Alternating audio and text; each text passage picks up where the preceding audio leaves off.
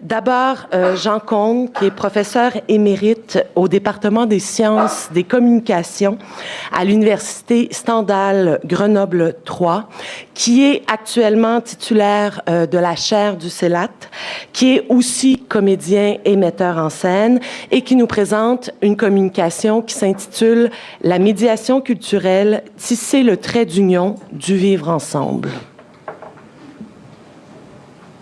Merci. Bonjour. D'abord, je voudrais présenter mes remerciements et vous allez voir qu'ils ne sont pas simplement protocolaires. Je vous expliquerai pourquoi dans le courant même de l'intervention, aussi bien à Francine Saillant du CELAT, à Ève Lamoureux qui a porté un peu ma candidature ou qui en a été la médiatrice ou la passeuse, je ne sais pas très bien comment dire sur cette chaire. Kadi Yatoula qui m'a accueilli à Chicoutimi et puis peut-être aussi tous les intervenants, pour une raison simple, c'est que j'avais prévu, comme tout le monde, une intervention. Je l'avais écrite, j'en avais même fait un PowerPoint. Il en reste des traces, des ruines, plus des traces que des ruines d'ailleurs. Et j'ai changé un certain nombre d'éléments, peut-être même en profondeur, en raison précisément de ce qui a été apporté et qui m'ont obligé à prolonger ou à inverser un certain nombre de points de vue que je voulais développer. Alors, vous avez le titre ici. Je voudrais très rapidement vous dire quelle est ma problématique. Problématique qui va se développer sur deux plans en réalité. D'abord, le rapport à la médiation culturelle, qui est un enjeu et un problème important pour un certain nombre d'acteurs, ceux des musées, des institutions culturelles, des théâtres, des politiques vis-à-vis de l'art, mais aussi pour les académiques, dans la mesure où il y a là des phénomènes nouveaux qu'ils essaient de décrire, d'interpréter en les mettant dans des cadres plus larges, historiques, politiques, théoriques. Donc, une première problématisation sur laquelle je ne veux pas insister, parce qu'en réalité, je veux l'aborder à travers la question du vivre ensemble, qui au fond, nous convoque aujourd'hui et qui commence à se construire à travers de multiples interventions. Donc, c'est ça que je voudrais mettre en évidence. J'essaie d'avoir un démarrage de mon chrono, bien que je fasse totalement confiance à Ève pour être la maîtresse du temps, mais c'est toujours une situation un peu sadique, mais je lui ai fait la promesse que je resterai dans les termes. Alors, donc, sur ma problématique qui permettra de montrer pourquoi et comment la thématique, les dispositifs de médiation culturelle peuvent être un analyseur ou un opérateur de cette notion du vivre ensemble. Alors, un certain nombre de points, de problématiques, avant de vous présenter le plan. D'abord, je pense que le vivre ensemble doit se définir dans une volonté politique, dans un projet politique. Alors, ça peut être le projet de l'institution. Jean-Marie, ce matin, montrait bien comment le problème de la transmission, donc de la médiation culturelle, était un enjeu pour les musées. Je pense que sans projet politique, qu'il soit celui d'une institution, celui d'une région, celui d'une nation, il n'y aura pas de vivre ensemble, où il y aura juste une juxtaposition de personnes qui partagent même pas un même espace, parce qu'un espace, c'est fait de pratiques sociales, un lieu. Et la cohabitation, la juxtaposition ne relève pas, à mon sens, du vivre ensemble, ou alors d'un vivre ensemble tellement anémié qu'il permet de vivre, mais le ensemble, il n'existe pas. Deuxième élément important que je voudrais développer, c'est un langage partagé. Et j'emploie le mot langage avec toute sa signification théorique. C'est à la fois une langue, mais j'insisterai beaucoup plus sur la parole, c'est-à-dire sur l'acte individuel, sur l'acte d'énonciation, parce qu'il me semble là porteur d'une performativité, aussi bien pour la médiation culturelle que pour la notion du vivre ensemble. Donc, j'ai mis en évidence là l'acte de parole en tant qu'énonciation, pour me référer à des approches théoriques de la linguistique de deuxième génération. Troisièmement, je crois qu'avec le vivre ensemble, on a une métaphore, et qu'on a une métaphore vive, mais qu'il y a le danger que cette métaphore s'use. Il y a un merveilleux article de Jacques Derrida sur les métaphores usées. La métaphore, c'est une manière de penser. C'est une obligation d'aller établir des rapports de sens entre quelque chose qui apparaît, qui est de l'ordre du signifiant, et un travail du symbole qui permet de mettre en évidence ça. Aujourd'hui, je pense qu'avec la métaphore du trait d'union, du lien social, on n'est pas encore dans une métaphore usée. Le problème des métaphores, c'est qu'elles s'usent très vite et elles perdent leur capacité à évoquer des phénomènes plus profonds, plus souterrains. C'est l'objet d'un grand article de Derrida, et il emploie une autre métaphore. Il nous dit qu'avec des métaphores usées, on est un peu comme avec des pièces de monnaie qu'on a ramassées et dont on a perdu l'effigie parce qu'elles ont trop circulé et qu'on n'y voit plus rien. Et donc, sur cette métaphore, moi, je vais essayer de l'entreprendre, de la considérer à propos de la notion d'expérience. Mais j'ai voulu mettre le mot Erlebnis, c'est-à-dire le mot philosophique de l'allemand qui renvoie, lorsqu'on parle d'expérience, non pas à des dispositifs de laboratoire, mais à ce qui a été vécu par la personne. Et qui, parce qu'il a été vécu, doit donner lieu à un travail où la trace se configure dans quelque chose qui peut être mis en circulation, communiqué. Et donc, je voudrais, moi, mettre en évidence, ce sera un peu l'axe de ma contribution, sur l'expérience sensible, artistique, mais plus particulièrement sensible. Et puis, ce qui a changé dans ma problématique depuis que j'ai entendu un certain nombre d'intervenants, donc Kadi, qui, au début, je trouve, a allumé un certain nombre de mèches. La mèche à la fois comme quelque chose qui est clair, mais quelque chose qui permet d'éclater, de faire éclater, enfin, la mèche qui conduit à l'explosif, qui permet de faire éclater des significations un peu figées. Et je voudrais, moi, passer d'une figure linéaire, segmentée, le trait d'union, et le mot trait d'union met bien en évidence cette linéarité, à une figure elliptique. Et elliptique aux deux sens du terme. Voilà, je la traduis très très vite. Elliptique au sens de l'ellipse. Alors, comme je ne suis pas du tout habitué, j'ai voulu refaire mon plan, je n'ai pas réussi à faire l'ellipse. Mais l'ellipse, pour ceux qui ont des souvenirs de géométrie, c'est deux foyers. Deux foyers qui décrivent, qui permettent, à travers une loi mathématique que j'ai oubliée et qui ne servirait à rien de me rappeler, parce que le problème, c'est de voir la figure, donc d'un cercle qui est étalé.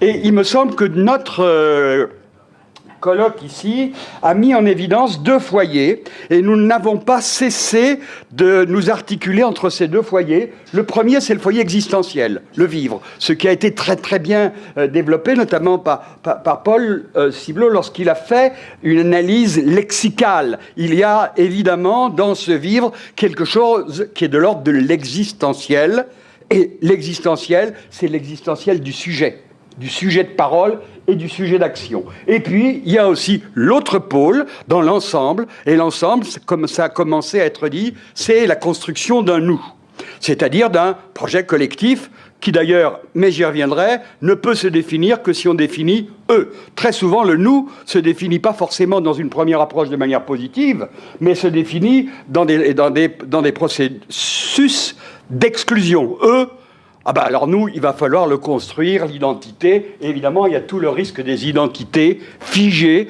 et l'oubli qu'une identité personnelle ou collective, elle est forcément multiple. Quelqu'un qui s'enfermerait dans une identité unique risquerait d'être configuré lui-même dans un ghetto. Alors, le plan de mon intervention, vous le voyez là. Alors, qui est ce nous ? On est convoqué dans ce vivre ensemble à qui est ce nous qui doit vivre ensemble ? Est-ce qu'il préexiste à une volonté, à un projet, ou est-ce qu'il doit être construit ? À mon sens, c'est une question du politique, et une partie de mon intervention consistera à tenter de politiser la problématique, c'est-à-dire de mettre non pas la politique au centre, mais sur un des foyers, de lui permettre de dialoguer avec l'existentiel. Rappelez-vous la figure de l'ellipse qui n'est pas là, mais enfin, qui n'était pas là avant, mais enfin que vous pouvez inscrire en mémoire. On n'est pas dans des équilibres, on est dans des polarités. Plus on fait, on pèse sur l'existentiel, et moins on pèse sur le politique, et c'est ça tout l'enjeu politique, épistémologique, heuristique de cette figure de l'ellipse que je préfère aujourd'hui, après vous avoir entendu parler, à la figure du segment, le trait d'union. Donc c'est premier point. Le deuxième, ce sera, je vais introduire là la notion de médiation culturelle. J'irai assez vite parce que c'est pas le nœud et le centre de mon intervention.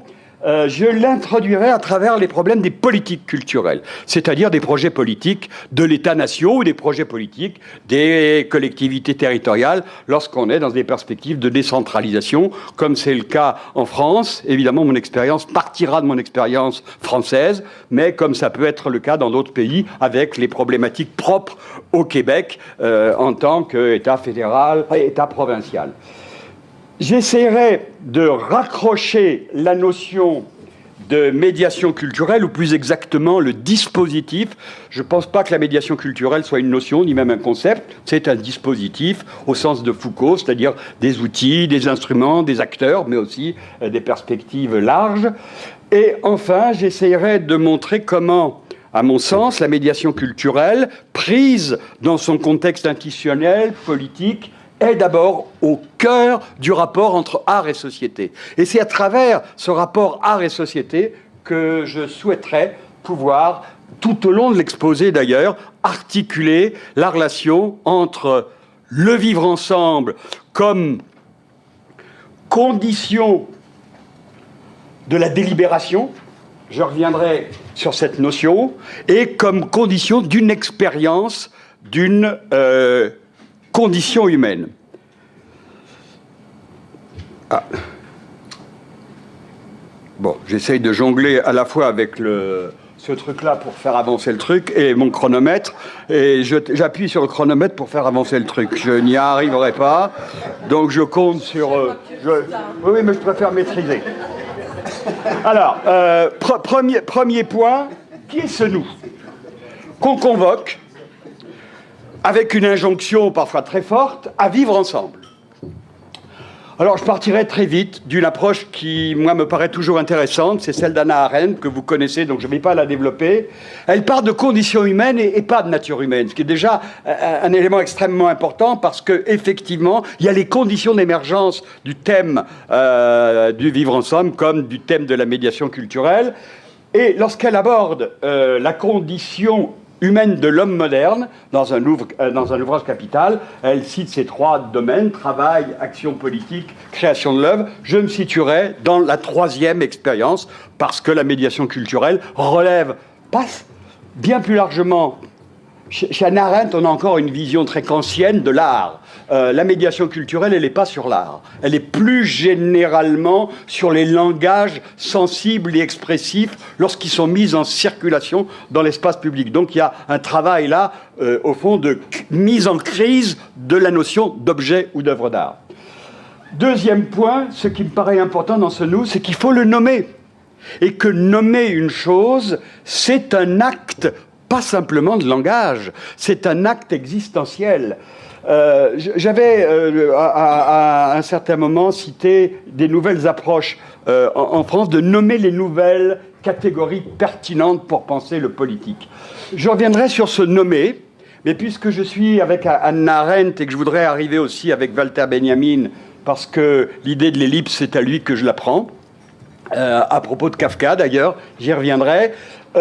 L'homme est le seul être vivant dans le monde qui nomme les choses. C'est un élément de la Bible. C'est dans la Bible qu'on nous dit que Dieu demande à Adam de nommer les choses. Et en les nommant, il en donne une existence. C'est une des conditions fondamentales du langage qui ne sert pas simplement à communiquer, qui sert à donner une existence. Donc, nommer ce nous, ça me paraît extrêmement important. Et en sachant que ça doit mobiliser un certain nombre de savoirs et de disciplines et de faire bouger les frontières. On a dans cette salle réunis des anthropologues, des sociologues, des psychosociologues peut-être, des sémioticiens, des linguistes. Et donc mon propos mettra essentiellement l'accent sur l'expérience de la personne qui ne peut exister que dans le groupe, dans les processus sensibles et artistiques. Alors, je vais aller très vite. Parce que le premier point, la place de la personne dans le couple société-communauté, vous voyez que je fais référence à des concepts lourds de la sociologie. Je ne suis pas persuadé, donc de Durkheim, Tonis, je ne suis pas persuadé qu'il soit aujourd'hui pertinent. Parce que, d'abord, la sociologie a avancé. Je pense qu'il faut s'appuyer dessus, mais l'opposition presque radicale dans ces deux polarités société-communauté me semble pas forcément opérationnel. Et donc cette question du vivre ensemble, je l'ai dit dans la problématique, j'y reviens pas, elle suppose de concevoir l'autonomie de la personne catégorie sociologique, nous rappelle Marcel Mauss. Avant, on a des individus, on a des groupes, la personne, c'est celle qui met en jeu son existence, qui peut dire « je ». Je, dimension du sujet d'action, dimension du sujet qui se nomme, dimension du sujet de parole. La parole n'existe qu'à travers un jeu subjectif. Troisièmement, dans ce « nous », il y a cette question des rapports longs et des rapports courts. Et là, je fais référence à Lévinas. Donc, les rapports courts, on n'a pas arrêté d'en parler ici, et c'est extrêmement important. C'est des rapports dans le temps du social, dans le temps de l'expérience humaine, dans le temps limité de notre vie ou d'une société. Et c'est les relations interpersonnelles que nous nouons à travers la famille, le travail, le politique, l'art. L'art est un domaine où l'expression artistique est un domaine fondamental entre la production et la réception. Donc, les rapports courts, qui sont essentiellement dans le présent de la relation. Mais il y a aussi, et on n'a pas arrêté d'en parler, même si on ne les a pas nommés ici en tant que tels, les rapports longs sont les rapports qui nouent notre relation au passé, à la tradition fondamentale. Comment prévoir, comment se projeter dans l'avenir si on ne sait pas d'où on vient.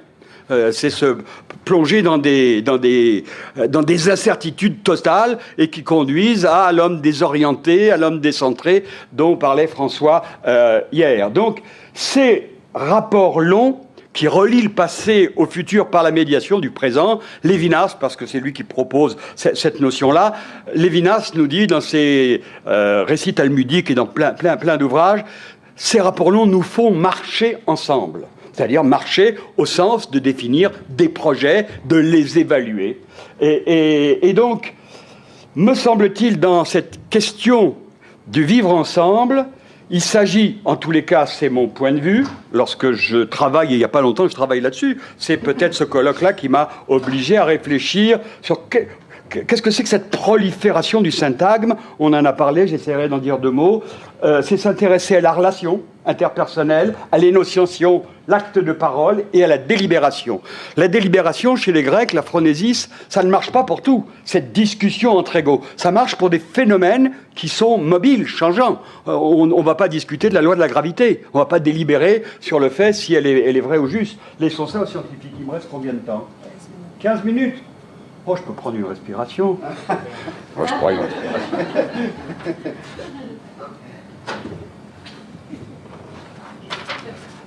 Alors, oui, je vais prendre une grande respiration pour revenir un peu sur cette question du nous et du eux. Si on veut parler du nous, c'est-à-dire de cet ensemble de personnes qui ne préexistent pas au projet politique, quelle que soit l'ampleur, le lieu de développement du projet, eh bien, il faut nommer. Il faut nommer ce nous. C'est toujours très difficile de nommer quelque chose qui n'existe pas. En revanche, on peut nommer quelque chose qu'on veut inscrire dans une potentialité, dans un projet politique, et sur ce nous, on voit bien qu'il faut des systèmes de différenciation. Et c'est très souvent le « eux », les autres, ceux qui ne font pas partie du nous, qui vont servir de répulsion, de polarité négative vis-à-vis de laquelle, comme polarité, soit il faut se protéger, et on voit bien que dans cette société divisée, mondialisée, dont l'individu ne sait plus où il se trouve, tout simplement parce que ses repères, les repères géographiques, les repères culturels, les repères linguistiques sont en train de bouger, eh bien, doit essayer soit de se protéger d'un eux, et on voit bien qu'on est dans le fantasme, mais le fantasme ou l'imaginaire peuvent nous conduire à des catastrophes que nous avons connues et que nous pourrions reconnaître à nouveau. Le plus jamais ça, c'est une injonction qui vaut comme injonction rhétorique, mais l'histoire ne se reproduit jamais, mais elle peut reproduire les mêmes drames. Et donc, cette question de la construction du nous. Paul, hier, Thiblaud a remarqué que la thématique du vivre ensemble dans le discours politique français était nouvelle et dans le domaine de la culture était nouveau. quand il a formulé ce constat, ma première réaction a été de dire non, je ne suis pas d'accord. Et puis en y réfléchissant, en y regardant notamment les citations, oui, fortement. C'est une émergence totalement nouvelle dans le discours politique français. Et je pense que si c'est une émergence nouvelle, c'est parce qu'il y a à répondre à cette menace idéologique du Front National et qu'on ne sait pas y répondre d'une part, et que les idéologies ou les dispositifs politiques qui gouvernent au fond la France depuis une cinquantaine d'années, à droite ou à gauche, et autour de l'idée de la République. Et que cette idée de la République, elle est mise à mal aujourd'hui pour un grand nombre de raisons, ne serait-ce que le questionnement vis-à-vis de la place de la France ou d'autres pays dans l'Europe et cette mise en cause de l'État-nation. Mais je voudrais donner un exemple. Dans le corpus que Paul nous a donné, il a cité une phrase de François Hollande qui est assez magnifique. Moi, je l'avais relevé avant. Il disait le vivre ensemble. Oui, la culture, c'est important. C'est la première fois qu'il parlait de la culture depuis 2 ans. La culture, c'est important, donc on disait, tiens, voilà. Enfin, le président de la République chausse avec ses petits pieds, ses petits chaussons, le grand discours de Mitterrand, pour lequel non seulement la culture, c'était important, mais c'était ce qui pouvait répondre à la vocation de la France. Il est vrai, le modèle de Malraux ou de Gaulle, et il s'était adossé à cette grande figure tutélaire de Gaulle. Avec François Hollande, il en allait différemment. Bref, il cite la culture comme chose importante, et il nous dit, c'est ce qui permet le vivre ensemble. Le journaliste ne met pas de trait d'union. Je ne sais pas si Hollande avait dans sa prononciation mis le trait d'union. C'est ça qui est difficile dans l'oral, c'est que cette figure rhétorique du trait d'union, oui. Ah ben non, mais c'est pas. Il y a 3 minutes, tu m'as dit 15 minutes, non? On va pas discuter. Et donc, il nous parle du vivre ensemble et dit c'est vivre en harmonie. Voilà la phrase. C'est pas la même chose, vivre en harmonie. D'ailleurs, pour ceux qui... la partition musicale, on peut vivre avec des partitions musicales complètement différentes.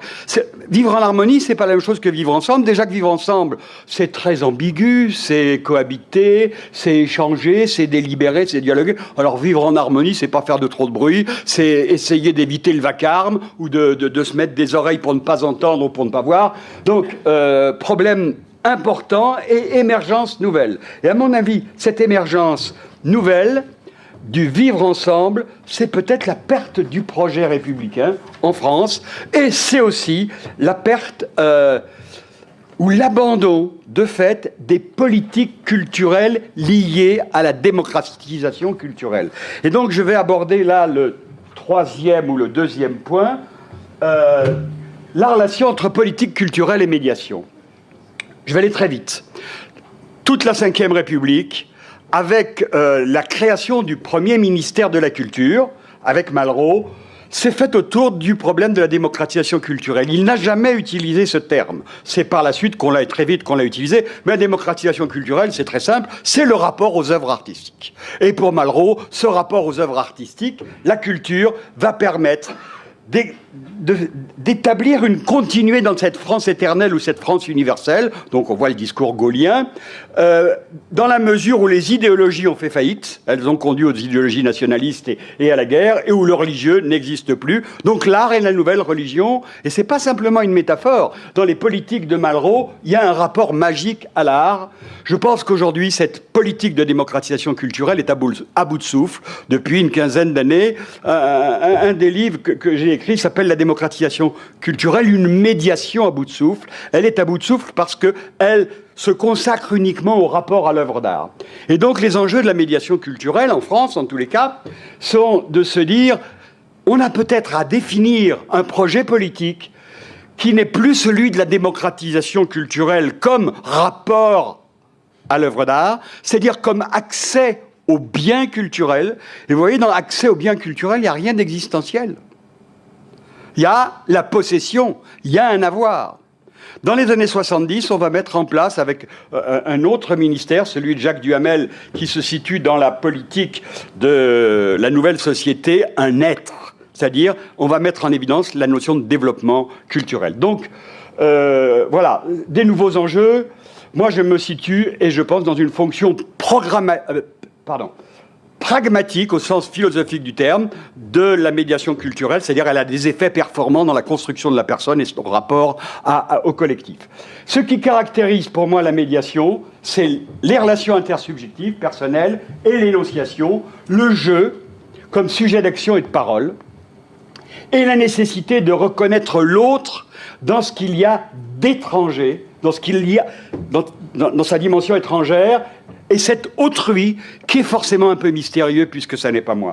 Je voudrais vous donner rapidement 2 citations qui m'ont beaucoup inspiré dans le travail sur la médiation culturelle. C'est une citation de Buber, contemporain de Gershom Scholem, dont un livre préfacé par Bachelard avant la guerre, c'est « Le jeu et le tu ». Je vous laisse le lire. Cette citation me paraît extrêmement forte. Elle est reprise par Maurice Blanchot dans son Dialogue infini. Je pense que c'est Diane Lamoureux qui citait, sans le dire, ce dialogue infini. Je ne sais pas si j'ai pris la bonne référence. Donc la façon dont un homme dit « je », voilà, je vous laisse le lire.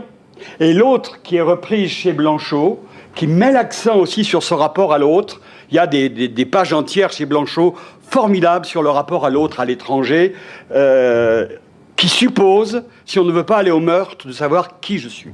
Donc l'étranger vient d'ailleurs, toujours. Il est ailleurs que nous sommes. Et nous avons souvent à partager des mêmes lieux de vie. Il n'appartient pas à notre horizon mental, intellectuel, sinon il n'est pas étranger. Et voilà, l'invisible est son lieu, et donc le fantasme qu'on s'en fait est aussi son lieu.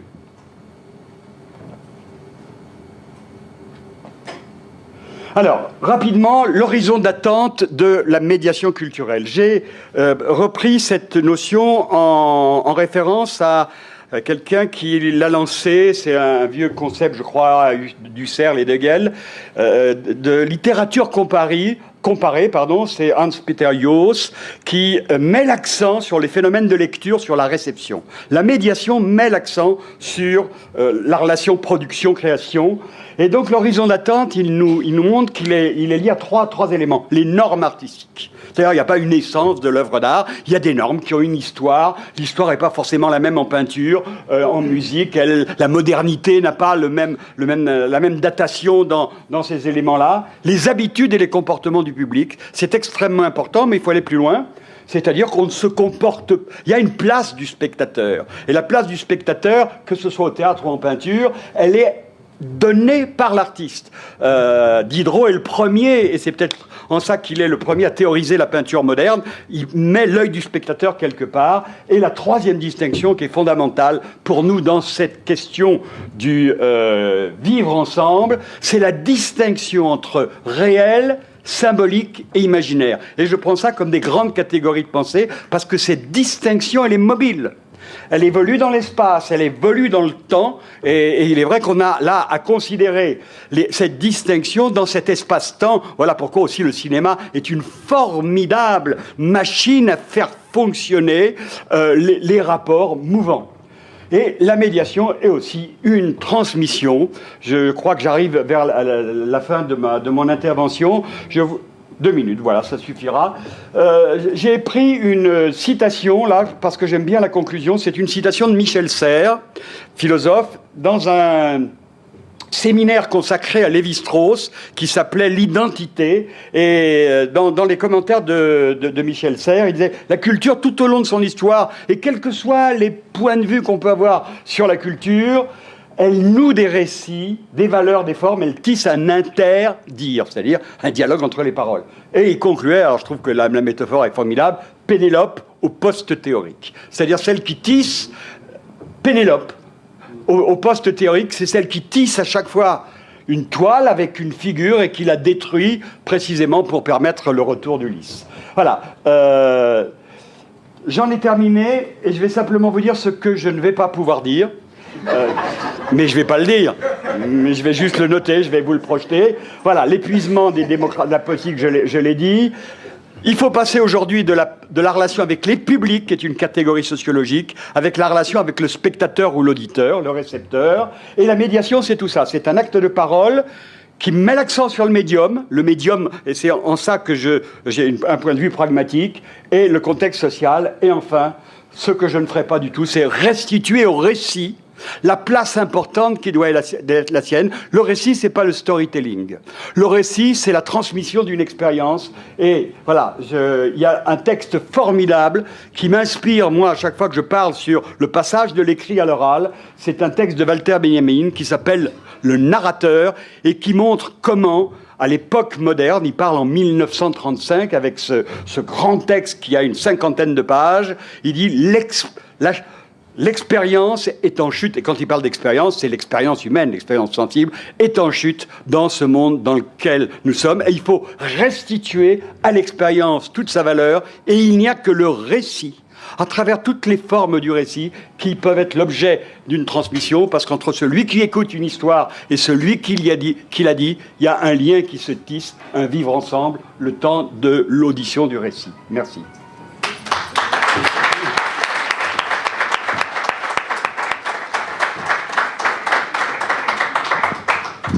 Alors, merci, paru tenu. On passe à la deuxième conférence, qui est une conférence de M. Bob White, qui est professeur au département d'anthropologie de l'Université de Montréal, aussi directeur du LABRI, qui est le laboratoire de recherche sur les relations interculturelles, et qui nous propose une communication qui s'intitule « L'interculturalisme n'est pas interculturel, pardon, n'est pas inculturel, ça ne marchait pas, n'est pas interculturel, anatomie d'une idéologie politique québécoise moderne. » Merci beaucoup.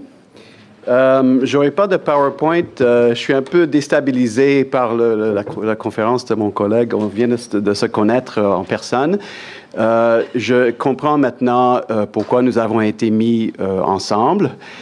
Malgré le fait que vous allez avoir l'impression qu'il y a un changement de fréquence au niveau du contenu, je vais non seulement rester dans ce registre d'analyse extrêmement délicieuse, épistémologique de mon collègue, mais je vais aussi nous ramener sur un terrain qui semble être un terrain qui s'exprime à l'échelle donc ethnographique. Et je vais respecter mon devoir d'anthropologue pour vous parler de cette tribu lointaine, exotique, qui est le Québécois.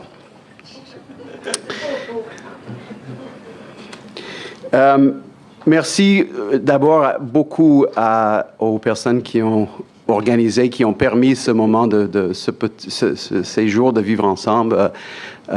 Francine, professeur Fall, Alexis, Ila et Célia, qui n'est toujours pas là. Elle est là, OK, elle est toujours là. Merci, vous avez été vraiment accueillants. Il fallait cet accueil pour qu'on puisse aborder ce sujet diffus mais délicat en même temps. Pour moi, la meilleure façon de parler du vivre ensemble ou de faire une analyse de ce vivre ensemble au Québec, ça serait, comme vous allez soupçonner avec mon titre, à partir de la notion de l'interculturel. Qui n'est pas, comme je vais essayer de montrer, uniquement un phénomène sociologique, mais c'est un phénomène profondément politique, un phénomène de la vie politique, donc une sorte de isme, dans le sens de tout isme qui s'exprime comme entité politique. Donc, je vais parler de l'interculturalisme comme un modèle de vivre ensemble qui serait localement adapté au contexte historique et culturel de la belle province. Et donc, c'est une question culturelle, oui, mais c'est aussi une question historique. Professeur Fall a remarqué que le terme « vivre ensemble » n'a pas paru dans les textes principaux qui ont suivi la commission Bouchard-Taylor, mais le mot « interculturalisme » a été très présent dans des textes, dans des monographies, mais aussi dans des articles scientifiques ou dans des éditoriaux politique. Et donc, je vais reprendre certains éléments d'un livre que nous venons de publier. Ma collègue Danielle Gratton est là, elle a un texte dans ce livre qui a été coédité avec professeur Lumumba Emongo, qui est philosophe et qui vit aussi à Montréal, qui est prof à l'Université de Montréal, qui s'appelle tout simplement L'interculturel au Québec. Je vous annonce que le livre vient de sortir et je fais simplement la pub du livre parce qu'il est gratuit, parce que les presses de l'Université de Montréal et les bibliothèques de l'Université de Montréal viennent de mettre sur pied un programme d'accès libre à un certain nombre de livres. Et ce livre fait partie du projet pilote. Donc, je n'ai pas l'adresse, mais si vous allez sur le site des presses de l'Université de Montréal et vous tapez le mot interculturel, vous allez avoir accès à un PDF du livre gratuit. Et c'est pour un temps indéterminé. Ils sont en train de tester les nouveaux modèles de publication. Alors, s'il vous plaît, lisez ce livre-là.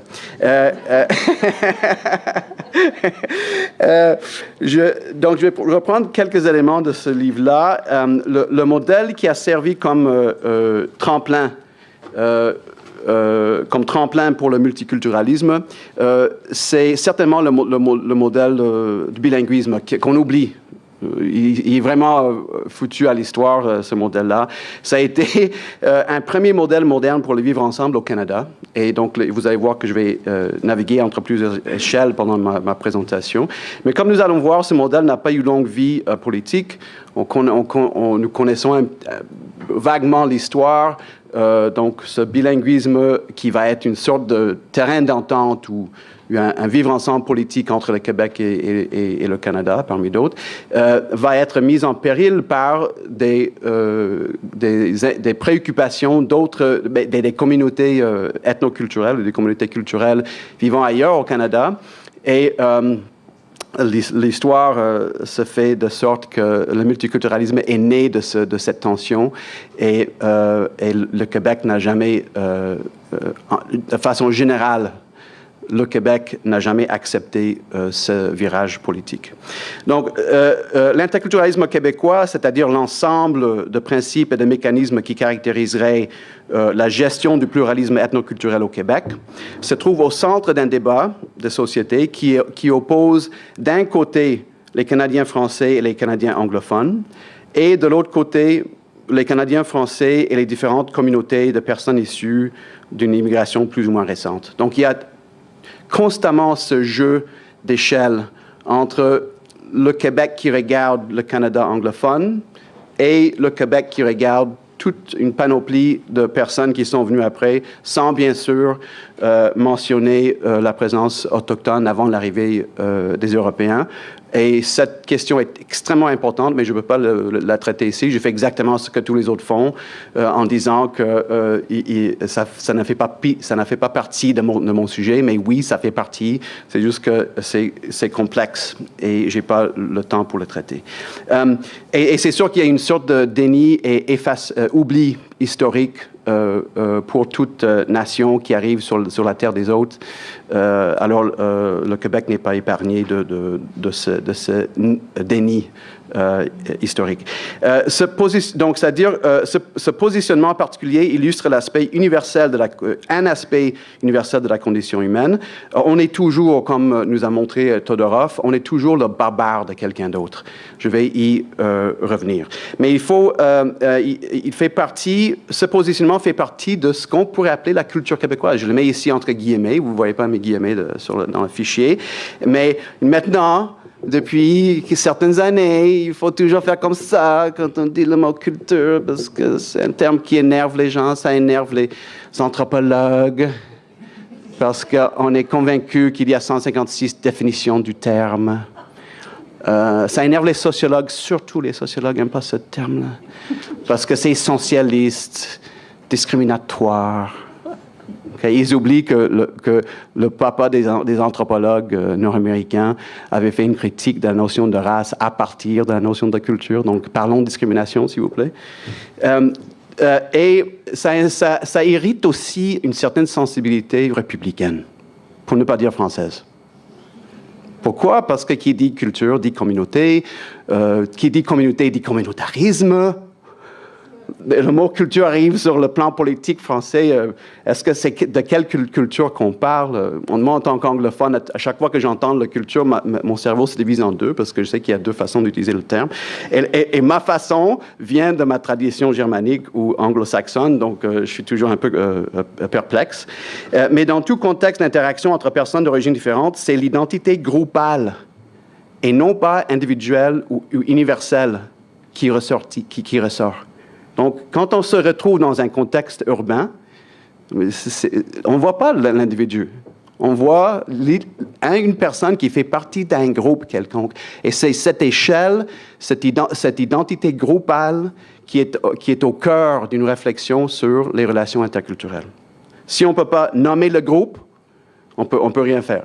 Restez chez vous, ça ne vaut pas la peine d'en parler.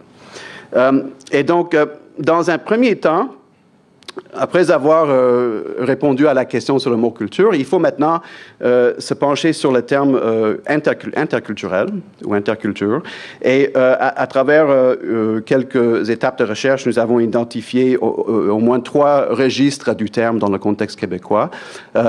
Premièrement, l'interculturalité, qui correspond plus ou moins au phénomène sociologique des gens qui interagissent, des gens qui viennent des origines différentes qui interagissent. Deuxième, l'interculturalisme, qui est cette politique qui vise à encadrer les interactions ou même qui vise à encadrer la diversité ethnoculturelle en soi et qui s'oppose au multiculturalisme par définition. Troisième, il y a l'interculturel. Donc, c'est ce registre qui est moins bien connu, mais c'est celui d'un certain courant épistémologique ou une tradition de pensée que nous voyons à travers la philosophie, l'anthropologie et d'autres domaines de savoir. Mais je le présente souvent aussi comme une disposition individuelle. Donc, il y a des personnes qui voient le monde à travers une vision interculturelle. Donc, ce n'est pas juste un courant philosophique, c'est aussi une façon de voir le monde. La confusion entre ces 3 usages du terme, ces 3 registres, vient du fait que chacun joue à une échelle.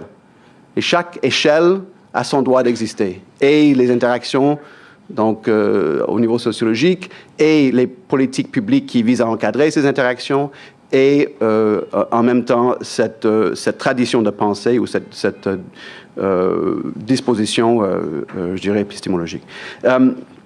Alors, on peut travailler sur 1 ou sur 2 ou sur 3. Nous, dans la recherche que nous faisons au labo, on travaille sur les 3 en même temps. On propose d'utiliser donc l'orientation interculturelle afin de réduire l'écart entre les 2 autres. Parce qu'il y a un écart entre cette réalité du terrain et les politiques publiques qui s'appliquent à cette réalité. Et c'est ça qui nous frustre quand on entend le terme interculturel. Mais je suis d'avis qu'on peut travailler sur les 3. Il y a un rapport entre les 3. Mais après avoir identifié cette division en 3 parties, je commence à entendre cette catégorisation en 3 parties un peu partout. Donc, le IT, le isme et le L. Okay? Ces 3 terminaisons ne sont pas anodines. Dans un texte intéressant de professeur Micheline Labelle sur la perception de multiculturalisme au Québec, il y a une division très semblable. Notre collègue Jocelyne, est-ce qu'elle est là? Césari, elle a présenté une distinction entre sécularisme et sécularité. C'est la même distinction. C'est très, très utile de voir cette division donc, entre, à 3 échelles, donc sociologique ou empirique, politique et ensuite épistémologique. Donc, il y a quand même un modèle qui serait typiquement québécois. Je vais pas présenter la longue histoire de l'émergence de ce modèle, mais depuis plus récemment, il y a quand même des événements un peu marquants que j'aimerais souligner qui nous donnent l'impression qu'il y a un désir il y a comme un effort de mieux structurer l'interculturel comme phénomène de société ou comme politique au Québec. D'abord, la tenue de la Commission sur les accommodements raisonnables. Ensuite, la publication du livre de Gérard Bouchard sur la notion d'interculturalisme. Dans la même période, la ville de Montréal est reconnue comme cité interculturelle par le Conseil de l'Europe. Et maintenant, plus récemment, le débat entourant la charte de valeurs. Donc, ces événements renforcent l'idée et la réputation de Québec comme une sorte de foyer de fierté de l'interculturel. Hein?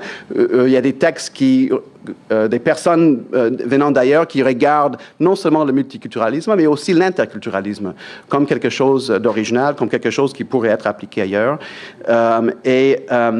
Le problème que nous avons, cependant, c'est de savoir comment définir l'interculturalisme québécois en rapport aux autres modèles qui visent l'inclusion ou l'intégration des personnes venues d'ailleurs. Quels sont donc les facteurs historiques et les pratiques de terrain qui définissent la spécificité de l'interculturel dans le contexte québécois?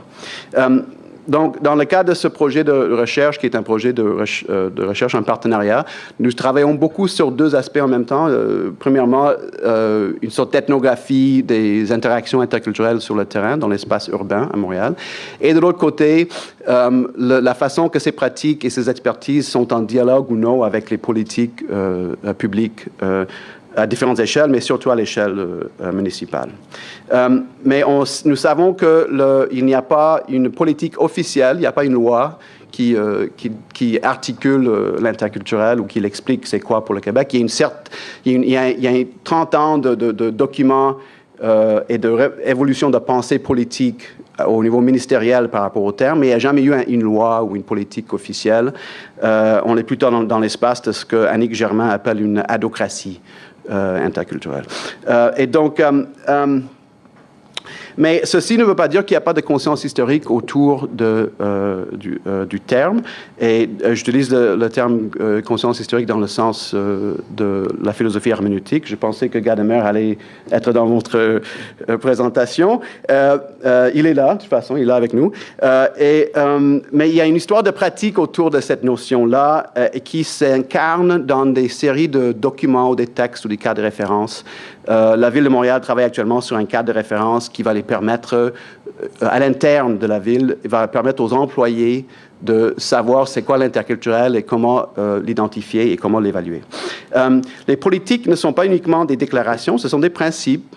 Nous, en tant que chercheurs, on se méfie beaucoup de cette sphère de pratique, mais il faut voir l'aspect, je dirais, normatif dans des politiques et les cas de référence. Il faut voir aussi que, d'un point de vue purement pragmatique, des personnes chaque personne qui fait un travail a besoin d'avoir des critères ou des orientations. Et donc, un cas de référence peut aider les individus qui doivent prendre des décisions difficiles à prendre de meilleures décisions.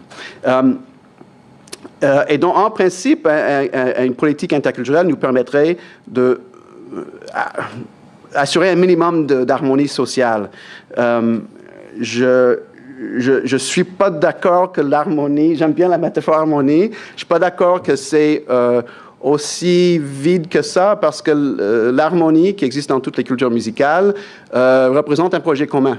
Il faut faire une belle chanson. C'est ça l'harmonie. Et l'harmonie peut être dissonante des fois, mais il y a un horizon d'attente par rapport à cette harmonie-là.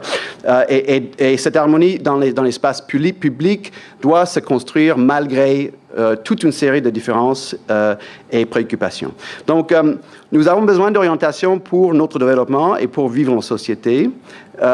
Et même si à chaque fois on va contester, pousser et modifier un peu ces règles ou ces orientations-là, ces cadres, certaines politiques visent non uniquement l'harmonie, mais visent aussi la promotion du lien social et la création d'un sentiment d'appartenance. Et c'est un aspect que je retiens pour quand je me lève et j'ai une journée optimiste et pas cynique, c'est un aspect que je retiens du modèle de l'interculturalisme à la québécoise. À la base, ce sentiment d'appartenance est à la base du vivre ensemble. Alors, comment est-ce que le Québec peut proposer quelque chose de différent du multiculturalisme? Parce que nous savons que nous ne sommes pas au Canada, au Québec. Donc, Bouchard et Taylor proposent de façon qui me rend toujours perplexe qu'il y a une sorte de consensus au Québec sur l'interculturalisme. Et quand j'entends le mot consensus, vous savez, peut-être comme vous aussi, je deviens nerveux, agité.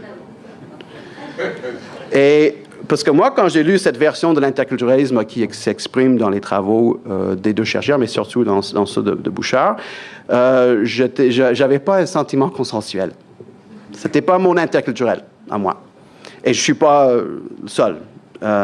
Alors, avec d'autres collègues dans le cadre de ce projet, nous avons identifié 4 types d'arguments viscéraux face à l'interculturalisme proposé par Bouchard.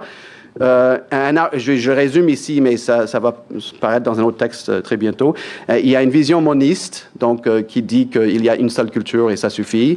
Une vision pluraliste, qui est très proche du multiculturalisme, qui dit qu'il y a une diversité des cultures, il faut les respecter et reconnaître. Il y a une vision différentialiste qui s'intéresse à la diversité, oui, mais surtout à l'inégalité.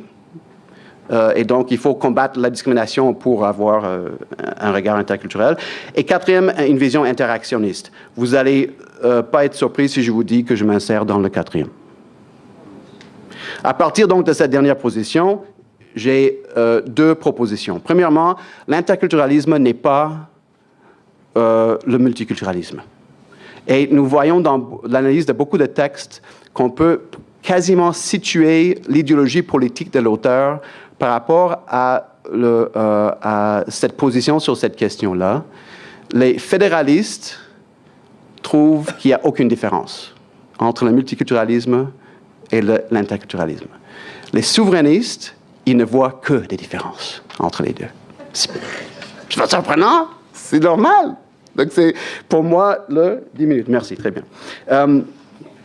Il faut voir à la fois les similitudes et les différences, mais il faut aussi reconnaître l'histoire, c'est que la question du multiculturalisme du point de vue québécois est des points de vue québécois est une question historique très, très sensible.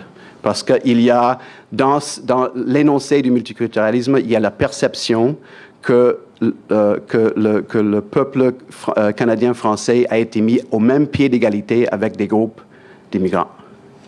Donc, un autre groupe, une autre communauté ethnoculturelle. OK? Je réduis beaucoup, mais c'est ça que j'entends les gens dire quand on parle de ce sujet. Et donc, mais il y a une différence très importante entre les deux. Premièrement, l'interculturalisme n'a pas de statut juridique, comme le multiculturalisme, et de façon très importante, et c'est là que je rejoins les arguments de professeur Bouchard, c'est que le multiculturalisme n'a pas de mécanisme pour reconnaître son statut de majorité. Et d'un point de vue interculturel, si le soi, qu'il soit minoritaire ou majoritaire, n'est pas conscient du fait qu'il est porteur de culture, ben, comme je dis, restez chez vous, là. Il n'y a rien qui va se passer. Et donc, ces 2 approches-là, c'est la même chose, mais ce n'est pas la même chose. Deuxième proposition, l'interculturalisme n'est pas interculturel, dans le sens puriste du terme, dans le sens de ce courant de pensée qui est l'interculturel, parce qu'on ne peut pas parler de l'interculturel si un groupe impose des règles du jeu avant le dialogue, tout simplement. Deuxième, on peut commencer par une étape de centration. Là, j'utilise des termes de la recherche interculturelle, c'est-à-dire si le soi fait un véritable travail sur ce qui est culturel ou ce qui est groupal ou spécifique chez lui, là, il y a la capacité que le soi se voit comme autre dans les yeux de l'autre. Et là, il y a des possibilités intéressantes qui s'ouvrent. Troisième, on ne peut pas faire l'interculturel à partir d'une position défensive. C'est-à-dire que si on est en train de défendre quelque chose du soi, ben ça embrouille les cartes et ça nous empêche d'écouter et de ne pas mépriser la présence de l'autre. J'ai été frappé donc par l'analyse du professeur Fall au début du colloque qui présentait le vivre ensemble comme une forme linguistique qui révèle un malaise généralisé dans la société québécoise. Je suis tout à fait d'accord avec cette analyse. L'immigration au Québec a changé, non seulement parce qu'il y a des personnes nées, il y a plus de personnes qui sont nées à l'étranger, mais aussi parce que le visage de l'immigration a changé. Le visage, la physionomie a changé. Et les valeurs profondes. Hein? Donc, les gens qui commençaient à venir au début des années 2000 n'étaient plus des chrétiens, nécessairement. Ils étaient des francophones, mais pas des catholiques. Donc là, on est dans un espace qui est très délicat. Et cette semaine, on commence à parler à l'échelle fédérale des pratiques culturelles barbares. On est arrivé là. Le ministre de l'Immigration à Ottawa veut interdire les pratiques culturelles barbares. Je suis inquiet non seulement pour mes concitoyens musulmans, mais je suis inquiet pour les Québécois parce que Saint-Jean et Ottawa, c'était des gens qui venaient du Québec. Et donc, si ça n'a pas été dit dans les médias fédéraux, ça va être dit. Barbare égale autre chose que musulman. Et donc, il y a comme une longue histoire, en fait, de l'interculturel au Québec. Ça, c'est mon problème principal avec l'interculturalisme tel que énoncé par Bouchard. Il ignore presque 100 ans d'action et de réflexion sur l'interculturel, non seulement le Congrès juif dans les années 40, mais aussi l'Institut interculturel qui est né d'une série de dialogues interreligieux au Centre Montchanin à Montréal. Cette histoire est maintenant écrite, c'est extrêmement important, on ne peut pas l'ignorer, surtout parce que l'interculturel, le terme lui-même, n'a pas été né dans la tête des ministères québécois. C'était le résultat d'une série de dialogues entre l'Institut interculturel de Montréal et les ministres. Donc, juste là, le terme lui-même n'est pas reconnu pour ce qu'il devrait être. Et donc, il y a quelques... En plus de ces foyers d'interculturel, il y a aussi ce que Charles Taylor nomme très bien des scénarios de l'interculturel. Il dit que si nous voulons mener à bout ce projet de société, il faut mettre sur pied des scénarios interculturels. Le terme, pour moi, est vraiment très approprié de nos jours. Et donc, il y a des bons exemples concrets, structurants, pas juste des bonnes pratiques, ça existe aussi, mais des exemples structurants dans l'interculturel. Le programme d'éthique et culture religieuse qui a des problèmes, bien sûr. La revue Vivre ensemble, qui propose une certaine vision de projet de société. Et la commission Bouchard-Taylor, que nous avons critiquée parce que c'est un outil juridique et ce n'est pas un projet de société. Mais bon, ça, c'est un autre débat. Si je prends ces questions d'un point de vue, de ce point de vue du courant interculturel, que j'avoue est un peu marginal et que j'avoue est un peu utopique, traitez-moi d'utopique, je m'en fous. L'éthique relationnelle, à partir de ce courant, présume un certain nombre de principes. Et je vais juste les lire un peu vite, et on peut revenir là-dessus si ça vous intéresse, mais j'essaie d'expliquer en quoi ce courant se distingue des autres courants multiculturalistes ou diversité ou discrimination.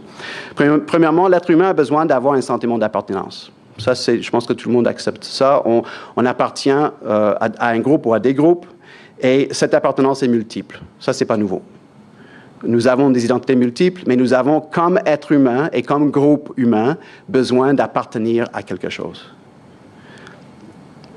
Ça ne veut pas dire qu'on ne peut pas vivre seul, mais il y a un besoin généralisé de vivre ensemble. Le vivre ensemble n'est pas uniquement une métaphore. Moi, je vous mets au défi, ce qui limite le terme à son statut métaphorique. Pour moi, la métaphore n'est pas seulement quelque chose qui s'use, mais c'est aussi un luxe du monde académique. Alors, l'éthique de discours qu'a parlé Habermas présuppose, de ce point de vue, certaines conditions pour la délibération. Ce n'est pas uniquement l'égalité, parce que l'égalité, oubliez ça, là, on n'aura jamais ça, mais présuppose une éthique de discours qui permet la délibération indépendamment de nos différents statuts. C'est ça que je retiens de l'éthique de discours d'Habermas. Ça fait partie d'une approche interculturelle. Il faut se libérer de la tendance à faire le procès d'intention. On peut pas dire, la pire chose à faire, c'est de traiter quelqu'un de raciste. parce qu'on est tous racistes à quelque part, et aussi parce que dès qu'on dit le mot raciste, il y a une braque, les individus se braquent et les institutions encore plus. Donc, c'est pas très productif. Et ça, c'est très important. La reconnaissance de la diversité est une condition nécessaire, mais pas suffisante. La diversité, c'est un fait. Le pluralisme originel, selon le philosophe Panikkar. C'est un fait. Il n'y a jamais eu une société qui n'a pas de pluralisme. Et il faut reconnaître cette diversité, ce pluralisme-là, mais le dialogue ne commence pas par la reconnaissance. OK, j'arrive à la conclusion. Le dialogue ne commence pas par la reconnaissance, elle commence par la centration. La centration, c'est quoi? C'est d'être capable de se voir comme être spécifique, ou comme être, pas individuel, comme être culturel. Alors, on ne peut pas remplacer le nous autres par le nous tous. J'aime beaucoup cette distinction-là. Et là, je dis quelque chose qui est peut-être controverse, mais nous avons besoin du nous autres. D'un point de vue interculturel, nous avons besoin d'un espace de repos, de réflexion, de ressourcement, et ça se fait des fois dans des groupes homogènes. Donc, le nous tous, certainement, mais il ne faut pas rejeter trop vite le nous autres. Dernièrement, l'approche citoyenne garantit un vivre ensemble et vice-versa. Et c'est ça que je trouve beau dans le terme vivre ensemble, qui serait, selon ce qui circule cette semaine, une sorte d'invention de la culture francophone, pas uniquement au niveau morphologique, mais au niveau de son contenu. Je vois des liens directs avec le vivre ensemble et la notion républicaine. Et honnêtement, je pense que le multiculturalisme a besoin de plus de citoyenneté. Et donc, professeur Laplantine a raison de remarquer que les minorités ont peur de se fondre dans les majorités et que les majorités ont peur de perdre leurs privilèges. Mais cette analyse nous permet de voir la peur commune, qui est plus importante à mon avis, et qui est très québécoise, c'est la peur de ne plus exister. Regardons un peu cette peur de ne plus exister et ça va nous permettre de faire autre chose ensemble, de se mobiliser donc autour d'une série d'outils qui nous permettent de casser des cycles de mépris. Et je peux les élaborer dans un autre contexte. Mais je voulais vous proposer donc, pour terminer, un scénario qui émerge à la frontière de la recherche et de l'action qui se fait à Montréal, qui pourrait être un scénario productif dans le sens du vivre ensemble, c'est le scénario de la ville interculturelle.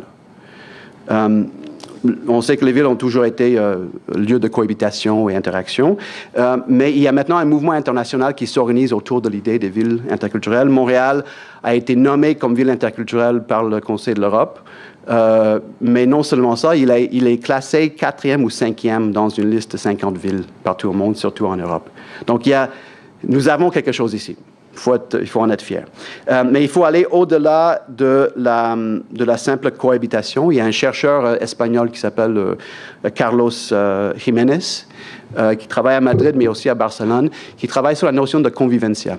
Il dirait autrement, certainement, convivencia ou quelque chose comme ça. Mais c'est très, très proche du vivre ensemble comme concept. L'avantage de sa recherche, c'est qu'il nous donne une ethnographie à l'échelle urbaine des différentes pratiques et politiques qui visent à promouvoir la convivencia. Je ne sais pas si on a trouvé la traduction pour le terme en anglais, c'est pour ça que je pense que ça relève de l'espace francophone. Living together, pour moi, ça marche pas. Vivre juntos, c'est pas ça, c'est vivre ensemble. Il faut quasiment juste le garder en français, c'est très beau et ça dit beaucoup. Donc, même si un certain Charest, c'est à profiter. Donc, je vais terminer juste en disant que j'ai eu une très belle conversation avec Christine Jourdan hier, avant-hier, sur la possibilité de voir le vivre ensemble, pas comme nécessairement comme une récupération politique, même si elle est ça aussi, pas comme une métaphore, même si elle est ça aussi, mais de le voir comme un espace qui permet l'articulation d'un type de projet commun à l'échelle qui pourrait vous intéresser. Et donc, Christine a proposé une division en 3 parties. Les interactions, la transformation et la cohabitation, les interactions et la transformation. Et je trouve que ça dit bien les possibilités. Nous avons étudié la cohabitation. Il y a des belles études de ça à Montréal et ailleurs. Nous commençons à étudier les interactions, donc relations interethniques et relations interculturelles, mais il n'y a pas un cadre pour ça, il faut le travailler. Et dernièrement, nous avons besoin, à mon avis, d'étudier plus la transformation. Et c'est là que je comprends pourquoi j'ai été mis à côté du professeur Cohn, parce que, en suivant un peu les propos de Jean-Marie Lafortune ce matin, il y a des vraies possibilités à travers la médiation culturelle, pour moi, d'articuler un projet commun, que ce soit à l'échelle du quartier ou à une échelle autre. On peut naviguer les échelles facilement. Pour moi, l'interculturalisme constitue un projet commun, même si le terme lui-même nous énerve des fois, certainement maladroit, mais ayant un potentiel rassembleur si on est capable d'aller au-delà de la peur, aller au-delà de la peur. Alors pourquoi pas imaginer le vivre ensemble comme un horizon et comme une sorte de projet politique. Traitez-moi d'utopiste, je m'en fous.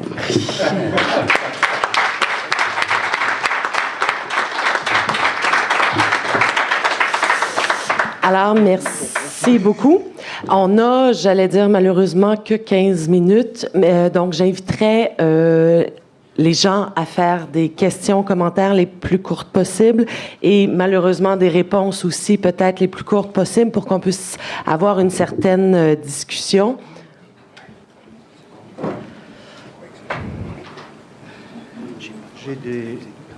Ça marche, oui. J'ai des toutes petites questions pour chacun d'entre vous. D'abord pour Bob White. Vous avez failli prononcer le terme à l'extrême fin de votre intervention et vous ne l'avez pas prononcé. C'est transculturel. Et qu'est-ce que vous en pensez? Et vous savez, c'est une notion qui est créée par Fernando Ortiz en 1942 à Cuba, qui est utilisée par Bastide. Qu'est-ce que vous pensez du transculturel? Alors maintenant, pour Jean Cohn, je pense que oui, c'est simplement deux nuances à apporter. Quand vous parlez de Blanchot, à propos du sujet, à propos du jeu, chez Blanchot, le jeu éclate. Hein. Le jeu se dissout au profit du neutre, de ce qu'il appelle le neutre. Hein. Une notion qu'on trouve également chez Roland Barthes. Et derrière Blanchot, il y a Kafka. Donc peut-être mettre plus en perspective ce processus de décentrement. Et puis, oui, c'est ça. Vous avez parlé de la dimension de l'autre comme étranger. D'abord, je pense pas qu'il faille. Je pense qu'il faut abandonner l'autre. L'autre. Il y a pas l'autre. Et il y a surtout pas de majuscule. Hein. Ce serait Dieu, quoi. Mais c'est pas dans l'horizon de connaissance et d'action qui est la nôtre ici. Nous ne sommes pas avec les autres dans une relation d'étranger, mais dans une relation d'étrangeté. Hein, et je fais référence, bien sûr, à ce que Freud appelle l'inquiétante étrangeté. Ça, c'est peut-être un peu les deux nuances que j'apporterais. Alors, on a absolument les mêmes références communes. Je pourrais dire exactement ce que vous avez dit. Et néanmoins, moi, me décentrant par rapport au Japon, je vois aussi dans votre propos, qui pourrait être le mien, quelque chose d'anthropocentrique. Merci pour la question. Je n'aime pas le trans. Le trans, ça marche pas. Pour deux raisons. Principalement, pour mon propos, ça marche pas parce que la transculturalité, ça émerge dans le contexte anglo-saxon américain. Donc, au lieu de dire, en fait, eux, ils disent transculturel depuis longtemps avec les références que vous avez citées. Mais je trouve que c'est pas uniquement par souci de spécificité géographique, c'est aussi parce que le préfixe ne marche pas. Le préfixe trans, pour moi, suggère au niveau sémantique une sorte de mouvement qui flotte à travers l'océan. J'aime bien l'analyse du transatlantique qu'on est capable de lire maintenant en français. Et j'ai pas de problème avec le trans en soi. Mais pour parler du vivre ensemble, ça ne fonctionne simplement pas. Ça ne marche pas.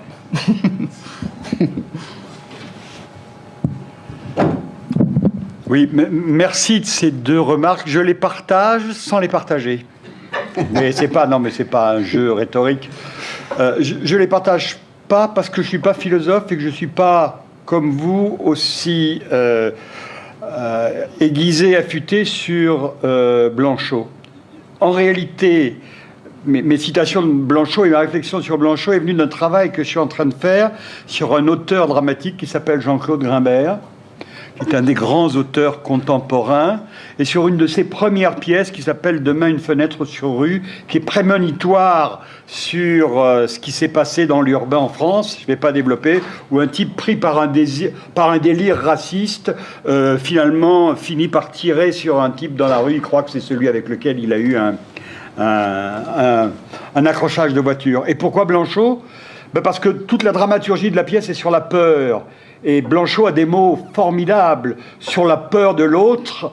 Et il dit, la peur, c'est un sentiment du philosophe. C'est-à-dire d'essayer de désamorcer, au fond, ou de rationaliser, ou d'intellectualiser, ou de neutraliser ce qui est de l'ordre de la réaction quotidienne. Donc, si vous voulez, ma référence, elle est très locale, elle est très pointue, elle n'est pas globale sur l'œuvre de Blanchot.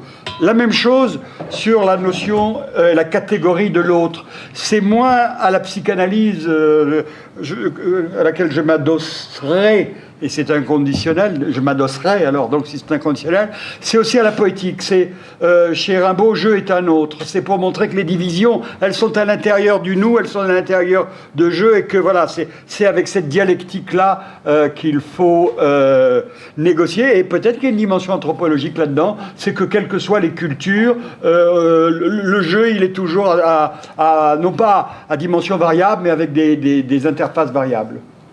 Et peut-être un mot sur une question qui ne m'était pas adressée, mais il n'y a aucune raison de laisser la question uniquement sur un. Intertrans, moi, Bob m'a fait découvrir des tas de choses, donc j'ai rien à dire là-dessus, mais j'ai à peu près la même interrogation, et elle nous concerne. Est-ce qu'il faut dire interdiscipline ou transdiscipline ? Moi, je suis dans une discipline de l'infocom, on a dit interdiscipline, et puis après on a dit non, c'est pas inter, c'est trans. Les deux existent. Mais voilà, c'est qu'il faut jongler, me semble-t-il. Voilà, il me semble qu'il faut exister dans ce cheminement et dans cette démarche. Et dans Trans, il y a quelque chose d'intéressant, oui. C'est le processus, c'est le chemin, au fond, qui peut être balayé par les feuilles mortes du chemin, sont balayées par le vent. Mais ça, c'est une image kafkaïenne. Mais avec Trans, il n'y a pas de projet. Peut-être, je sais pas. Ça va ? Une question. Multiculturalisme, interculturalisme, transculturalité, est-ce qu'on n'est pas, lorsqu'on regarde notre société concrètement sur le terrain, est-ce qu'on n'est pas quelque part aujourd'hui en crise du langage, parce que tout simplement ces concepts ne veulent plus dire les mêmes choses, parce qu'on y met ce qu'on a chacun envie d'y mettre, et que finalement aujourd'hui il y a une urgence à repenser ce vivre ensemble. Vous avez dit qu'il y avait des scénarios interculturels, et puis on est revenu à de l'interculturalisme, un peu comme si vous disiez que c'est un pis-aller. C'est encore peut-être la moins mauvaise formule, ça reste flou. Est-ce qu'il n'y aurait pas moyen, tout à l'heure Monsieur Cohn nous parlait justement d'un nous, et ça m'est revenu à la tête cette expression d'un jeune de 15 ans, parce qu'ils sont souvent beaucoup plus concrets, disant finalement le nous, il fait partie d'une classe où ils sont 27 sur 30 personnes de toutes origines, et le nous pour lui était N-O-U-S, nos origines, une société. Et lorsque je lui ai demandé de définir, il m'a dit oui, bien sûr, chacun de nous est un nous, mais tous ensemble, parce qu'on veut vivre et grandir ensemble ici à Montréal, nous avons un nous que nous partageons. Et j'ai trouvé qu'il avait dans tout ceci une vision excessivement claire qui vient rejoindre cette fameuse convivencia, parce que si on revient, c'était le seul moment réussi de véritable dialogue et rencontre de cultures multiples pour bâtir quelque chose en commun. Alors, est-ce que finalement, encore une fois, c'est aux universitaires que je m'adresse, est-ce qu'on pourrait, dans ces scénarios dits interculturels, faire que l'interculturel devienne moyen de rencontre, d'échange, de dialogue, pour aboutir à quelque chose qui serait une expression d'un nous, mais pas un nous figé, parce que vous en aviez peur et vous avez raison, mais un nous constamment en construction, parce que nos sociétés aujourd'hui sont constamment en construction. Oui, tout à fait. Je ne veux pas faire du présentisme parce qu'on ne peut pas... les problèmes avec le discours de la diversité, c'est que ça donne l'impression qu'il n'y a pas de problème entre nous. Vous savez que ce n'est pas le cas. Vous avez bien expliqué ça hier. Surtout plus qu'on grandit, ça devient plus problématique. Mais on ne peut pas faire un projet commun dans le vide. Non, certain. Et donc, s'il y a une leçon de l'anthropologie, ça doit être celle-là. C'est que, mais c'est aussi la leçon de la philosophie herméneutique. C'est-à-dire que essayez de fuir l'histoire, et l'histoire, il va vous rattraper. Certain. On est façonné de l'histoire, et la culture fait partie de cette histoire-là. Donc, je ne pense pas que le projet... Pour moi, j'ai des collègues qui disent que le projet interculturel, ça serait un moindre mal, ouais. C'est ça. Je pense que oui, mais il n'est pas interculturel de la façon qu'il a été articulé. Donc, il faudrait faire une méchante réforme pour que ça marche. Mais dans ce premier texte, j'ai un peu... C'est pour ça que je voulais parler de la ville. C'est parce que j'ai comme l'impression que à l'échelle nationale, que ce soit province ou fédération, ce projet est impossible à quelque part. Et des gens qui sont vraiment des interculturalistes, des interculturalistes vraiment puristes, ouais. Comme sérieux, pour eux, un État ne peut pas être interculturel. Donc, ce que le Québec propose au monde, c'est audacieux, c'est osé. Est-ce que c'est possible? Je suis plutôt sceptique. Mais à l'échelle de la ville, c'est pas le même paysage. Juste un détail, si on se penche sur les villes interculturelles que vous évoquez, il y en a au moins 3 sur 5, pour ne pas exagérer, pour qui cet interculturalisme est aujourd'hui beaucoup trop folklorisé. Le vécu n'est pas un vécu de véritable dialogue, de véritable rencontre, mais de reconnaissance de symptômes assez folklorisants, quoique je n'ai rien contre le folklore, mais assez folklorisants, qui se réduit à des expressions de nourriture, d'habillement, de tradition, etc., et qui ne creusent pas véritablement dans un véritable vivre ensemble. C'est le problème de la diversité. On est d'accord qu'il faut le reconnaître, mais ça ne fait pas le travail qu'on pense qu'il fait. Ouais. Il y a des outils interculturels qui nous permettent d'aller beaucoup plus loin. Premièrement, la formation des compétences interculturelles. Deuxièmement, un encadrement, donc des balises. Et troisièmement, des outils qui permettent d'adresser ce moment fondateur politique qui est celui de la peur. Et donc, si on n'a pas des outils, ça va juste rester folklore. Et je suis d'accord avec vous, c'est un danger. Merci. Alors, malheureusement, il faut arrêter ici. Je vous invite à revenir à 13h45, puisqu'on va commencer à l'heure.